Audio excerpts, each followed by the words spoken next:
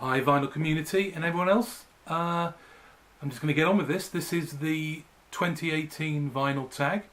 So the first on the list is what was the first VC video I saw? And I reckon it was probably Derek Higgins, which is strange, I know, considering he's a big kind of prog and heavy metal, or is it death metal? I don't know. I think I kind of found it. My girlfriend likes watching vlogs, and I think I turned the computer on and there was one with a sort of a 15-year-old girl showing her Amy Winehouse albums, and I might have seen that first and somehow followed a link through. So yeah, Derek he's great. We don't always agree on the type of music, but he seems a really nice guy. I think he's got a lot to say, even if he's not talking about music. So, the second question, my favourite record I discovered on the VC. Okay, the rock record's on the wrong side. I'm going to show this one. And it's John Wesley Harding, Here Comes the Groom. And I think it was Jeff Party that showed this. And I came across it and thought, I was familiar with the name. I think I've got a track on something where he does a guest vocal or something. But I think it was Jeff who said this, and it's sort of very reminiscent of Elvis Costello, you know, without being too derivative, but a fine album, very nice listening. Okay, next on the list, do I have another hobby? Yeah, I do. I've thought about this long and hard. I've got various other things that I could have done, but I'm going to show this. This is the poster from the, 2007 Tour de France. I'm a big cycling fan, and the Tour de France is probably the greatest sporting event on earth. I'm sorry, World Series and Super Bowl, but I'm obsessed by. I saw it there. I went down and saw that. I was standing on the Mall. I said the Mall. Yeah, the Mall, not the Mall. Yeah, the Mall.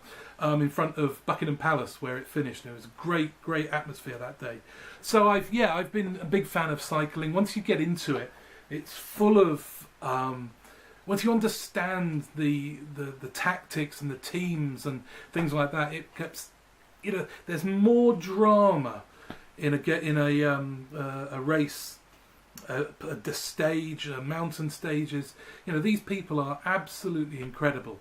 So yeah. I haven't been to see them in France, which one day I hope to, but twice they've come. That was 2007, and then 2014 they actually started in my hometown of Leeds, and this is what it was called, the Tour de Yorkshire, which actually after the event it went down so well. They had 2 days going around Yorkshire, and it went so well that they've set up the Tour de Yorkshire every year. And we went to the park where it finished in Harrogate, and here's my VIP band. I think what the VIP meant was you had one toilet between 100 people, as opposed to one toilet between 200 people. Apparently there was a VVIP and a VVVIP. Yeah, so, and they gave us all these to hand out to cheer on Froomey, Chris Froome. So that, and I read about it. So I've got plenty of books on the subject. There's one with sort of the thesaurus about. That's the history of it. Another book about it. That was the 101th. This is probably the best book about the tour. Wide-eyed and legless. Amazing those cyclists. Brilliant stuff. P is for peloton. Gives you a sort of a glossary of all the terms used. This is interesting. This is called Legends of the Tour, which is a kind of a comic book, so which is another hobby of mine. And so yeah, they follow a number of different people. It's an excellent book. And I've got Mapping Le Tour, which has every route that the Tour de France has taken. When was this published? 100 tours. So it's got just what you need. And then I've got a great big book about the sort of photographs of the tour. That's a really boring page to open on, isn't it? Let's have some in the rain. Have we got any cycling? Have we got any cycling here? That's quite a good picture. No cyclist. Let's get a cyclist. Come on. Oh, there we go. That's what we need. So a nice sort of picture of them. That looks like they're on the Arc de Triomphe somewhere. Okay, so that's a hobby of mine. The Tour de France and cycling. Why did I start collecting records? Well, I suppose with everyone that's sort of my age, records were there. You know, they were kind of cheaper. When I first started collecting music and buying music, not really collecting it, you know, tapes were about, but actually the records were often cheaper. They'd be marked down, so I would buy those, and that's kind of been, up until more recently, that's kind of the way things went. I was late to the CD, and so even then, I remember wanting London Calling by The Clash, and I ended up getting a vinyl copy because, I don't know, I picked it up for £4 and I couldn't afford the $12.99 or whatever the cost of the CD was. And that was in essence how I got a lot of sort of classic records, was buying them on vinyl cheaper than they were on CD. So that kind of got me involved. And I remember being about the only person when I went to university in 2000. Well, no, I graduated in 2000 with a record player. So it's just kind of happened, really. That's why it's more. It used to be more about saving money. Okay, do I play an instrument or play in a band? Seeing as I did a video a couple of a month or so ago about my guitar playing, I thought I'd tell you about another facet of my musical abilities, and that's I've played in brass bands for the best part of about 30 odd years, and I started playing the trumpet when I was a kid, and when I moved to Yorkshire, they said, "What's that, lad? You don't want to have this, it's a cornet." So I started playing cornet in a band called the Swinton and District Excelsior Band, which is a small little village in North Yorkshire who have their own band. And from there I kind of moved onto playing the tuba, and so I've been playing the tuba probably for about 20 odd years now. I don't own my own because they cost far too much, so I can't show you it, but I will post a photograph in the link below. I can't be bothered to edit it in because that just takes too much time, so I'll put the link below. So at this point you can stop, pause, go down, look at the link, laugh at me, and then come back. Okay, so I play in that band. Oh, I should have got my jacket to show you. Have I ever worked in a record store? No, I have not worked in a record store, but a shop my mother had that was a craft workshop. That's with a C, not with a K. After it closed down after she left, became a record shop, which I frequent from time to time still. What is my favourite album from the year I was born? Okay, I keep doing that. I got the record on the wrong side. So, had to go with this. GP, Graham Parsons. Enough said. Not going to tell you the year either. You've got to work that out for yourself. Okay. What's a classic record I've never heard? There's quite a lot. I kind of get an idea about bands and can't be bothered to go any further in there. I know that's terribly not very broad-minded, but I would probably say that the one album I've not heard, which perhaps I ought to hear, is Exile on Main Street by the Rolling Stones. I mean, I've got Sticky Fingers and I've got Let It Bleed, which I really like, so I'll probably like it. I don't know why I haven't listened to it. A guilty pleasure record. Now, I'm going to show a few. My guilty pleasure It's a bit of a weird term, isn't it? I know people have been saying that,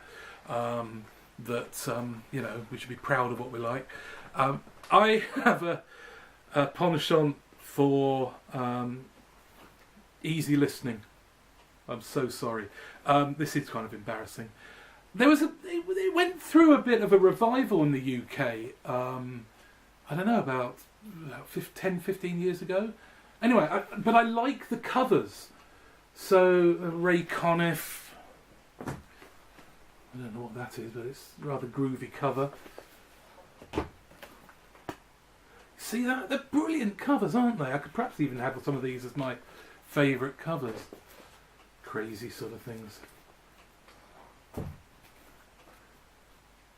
Good stuff. What else we got? Sounds of Latin sounds with a small hour, so yeah, bossa nova kind of stuff, easy listening. Yeah, I just like this. It's kind of cheesy, I know it's cheesy, and I think I kind of relish that cheesiness. Okay, what's my strangest record? Now I picked this up actually, thinking it was probably going to be a kind of an easy listening thing, and this is Erotica, The Rhythms of Love. An experimental high-fidelity recording featuring the sounds and rhythms of erotic love. And I've been meaning to show this for a while, and I might come back and do a needle drop on this and try and find out a little bit more, because it is hilarious. It is the sounds of lovemaking, squeaky beds, the oohs and ahs, a bit like Je t'aime, you know, that type of thing going on.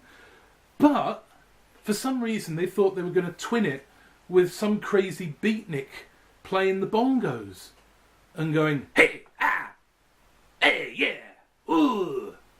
Very odd. I'm gonna do a needle drop of that soon, because that is the strangest record I think you'll ever hear. Okay, show a picture disc. Okay, take it out of its sleeve. This is called No Strings Attached, and that is the cast of Thunderbirds, and B-side is, I don't know, is that Scott Tracy or Virgil Tracy? One of them. I never really know which it is. And it's all the themes from Thunderbirds, Captain Scarlet, Stingray, the Mysterons, Joe 90, and the kind of the song Parker Well Done, and Aquamarina, which was played at the end of dreadful song that was played at the end of Stingray. If anyone in America isn't aware of Thunderbirds, there are these puppets from the 60s, Jerry Anderson. So yeah, No Strings Attached. Ha ha ha. Picture disc. Don't have many. I've only got that. I've only got two others, I think. My favourite posthumous album. I tried not to do this, but I've got to. Grievous Angel, Graham Parsons. Sorry. Boring, I know. But it's bloody good. An artist I compulsively collect. That's got to be. There's only really one that I compulsively collect. And that's Johnny Cash. Anytime I see a Johnny Cash, this is my latest pickup. I've got it on CD, I had it for years, one of my favourite albums of his, but I picked this up for a couple of quid at a record fair. And I just buy everything by him. Yeah, and he's got so much. These Columbia CBS stuff from the 50s and 60s, they're the ones I'm really after. And I'll always buy them if I see them.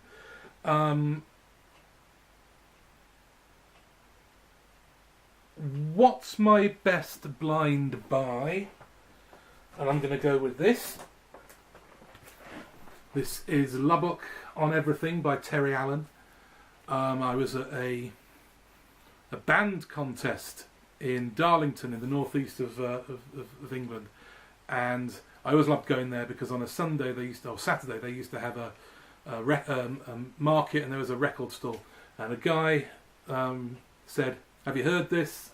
I said, "No, I haven't even heard of him." And he said, "Well, I think you need to." as I was looking through the country section, and this is an amazing album. It's the kind of outsider country rock kind of thing. He was an artist. This has been re-released actually. This is an original pressing, but it has been re-released recently. And there's a song on here. What's the song that someone else had a hit with? New Delhi Freight Train. Yeah. Who did that? Oh, was it someone like... Not America. I can't remember. So yeah, Lubbock on Everything by Terry Allen. Brilliant album. Blind Spot Artist. This is a difficult one because I have quite a few of these. But this is going to be weird, but I'm going to say Kanye West. Because I don't think I've ever actually knowingly heard a Kanye West song. And I know he's a bit of an arse, and I know that... But people have said some great things about him. Previously, when he first came out, he had some amazing reviews. So he's someone I should really check out. What's my favourite album cover? My favourite album cover is by Slim Whitman. It's an album by Slim Whitman. And you wouldn't normally think that a Slim Whitman album would have an amazing cover. That is an amazing cover. And I think, for me, it's made all the better because it's Slim Whitman. It makes Slim Whitman look cool. He looks like an amazing kind of guitar axe man, doesn't he? Look at him there. So yeah, actually the first track on it is pretty damn good as well. But I'm not really a Slim Whitman guy, but that is an album and a half, an album cover and a half. Love it. Who's a musician I've met? I've not really met many. I've been to see small bands and acts, and you chat to them afterwards. People like Jason Ringenberg, the Handsome Family, Andrew Bird. I remember chatting to all of those. John Langford, that sort of gigs. A friend at university is the brother of Guy Garvey from Elbow, and I met him a couple of times. Nice chap. But what I'll tell you is one of the strangest nights I had. I went to a party at my friend, my flatmate Dan's place. It was a New Year's Eve bash back in probably about 97, 98. And for some reason, they live in the home counties somewhere, sort of in the sort of commuter belt, and it's where all the... I think at some point they lived around the corner from Ozzy Osbourne and various other rockers, and various people had places in the home counties. And for some reason, Dan's dad was friends with all various sort of celebrities, and one of them that was at the party was Paul Carrack. I have to say I didn't speak to him. He didn't look very happy. He was sitting around and standing around drinking with his strange little hat on. He didn't really look like he was having a good time. And I just know him. I didn't really know.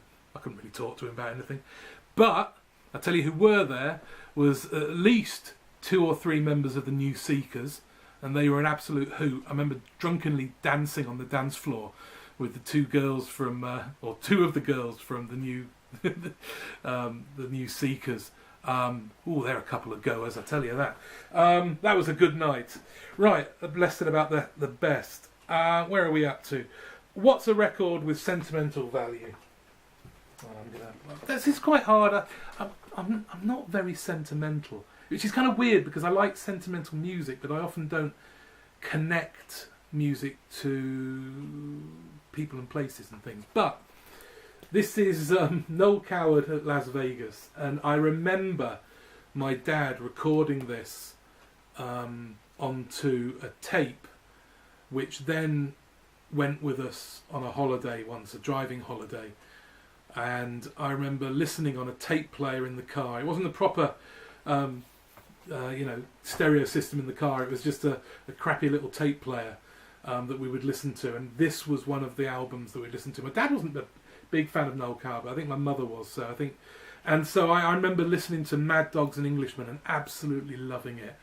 Mad dogs and Englishmen go out in the midday sun. And what's that? Oh, it does a great version of Let's Do It with that very, very, very clipped English that no old coward would do. And he does a great, he kind of, not improvises, I'm sure he wrote it, but he sort of replaces all the lyrics with more up-to-date, funny ones. I say up-to-date, when's this? 60s? Yeah. So, Noel Coward, Sentimental. What's an album no one seems to know about? I'm going to say this. Magnolia Electric Company, or Magnolia Electric Co., whatever you like. This is Josephine. And this is from, what does it say on it? No, of course it doesn't. Probably about 10 years ago now. And it is wonderful. Jason Molina, who is basically, he was in a group, or himself really, kind of lo-fi, kind of folky stuff called Songs Ahoya. And those, I love those. This is more of a band he's put together, a bit more mainstream, and it is, if you like sort of the Rolling Stones, and you like, if you like things like, you know, I mean, the sort of the Wild Horses, Dead Flowers kind of Rolling Stones, and yeah, and if you like Americana, it's kind of Americana. If you like Ryan Adams, you'd probably like this, or the Jayhawks. Very, very lovely album, beautiful stuff. Made more poignant because he drank himself to death about 5 years ago, unfortunately. So, Magnolia Electric Company, Josephine. Okay, final one, and finally there. What's my favourite album from a genre I don't know very well? Now, I've probably, over various times, pretended that I know something about rap music or hip-hop. Not really. When I was at school, I bought this. I loved De La Soul, and I loved that Daisy Age kind of... I've said this before, I think I've shown this before. It's very, for a white middle-class Brit, it's very un-in-your-face. It's very easy to listen to, unlike something like Public Enemy or NWA, which I do actually like. There was a period of time when I kind of got into rap, but after this sort of period, you know, Dream Warriors, who else? Jungle Brothers, yeah, I liked all of that sort of stuff. As I said, I don't know any Kanye West, so I've kind of drifted off. I don't know if it's I liked all the sort of jazz samples on these, and so I kind of connected with that. I really like that. Maybe the modern hip-hop doesn't have that. So yeah, so there you go. If you hear me saying that I know something about hip-hop, I don't really. I know De La Soul. Okay, there you go. That's your lot. Thank you very much for listening. Bye-bye for now.